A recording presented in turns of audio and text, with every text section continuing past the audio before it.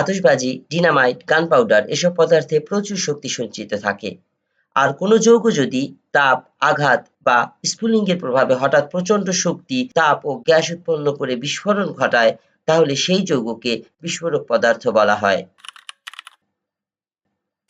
যেসব পদার্থ তাপ, আঘাত, ঘর্ষণ বা স্ফুলিঙ্গের প্রভাবে হঠাৎ বিস্ফোরিত হয়, সেগুলোকে বিস্ফোরক পদার্থ বলে। গানপাউডার, ডিনামাইট, টিএনটি, আতশবাজি ইত্যাদি হলো গুরুত্বপূর্ণ বিস্ফোরক পদার্থের উদাহরণ। কোনো স্থানে বা পাত্রের গায়ে যদি বিস্ফোরিত বোমার চিহ্ন অর্থাৎ এক্সপ্লোডিং বোম চিহ্ন থাকে, তাহলে বুঝতে হবে সেখানে বিস্ফোরক পদার্থ রয়েছে। এগুলো অত্যন্ত বিপজ্জনক।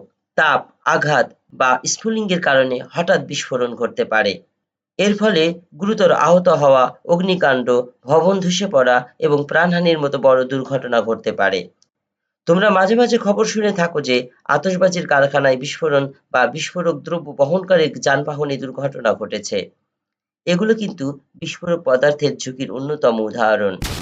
সুতরাং বিস্ফোরক পদার্থের ঝুঁকির মাত্রা খুব বেশি হয়ে থাকে। তাপ, আগুন, আঘাত, ঘর্ষণ ও স্ফুলিঙ্গ থেকে দূরে রাখতে হবে।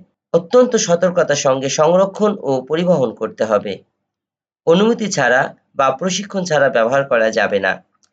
শিশুদের নাগালের বাইরে নিরাপদ স্থানে সংরক্ষণ করতে হবে। বিস্ফোরক পদার্থ নিয়ে কখনো অসাবধানতা বা মজা করা যাবে না।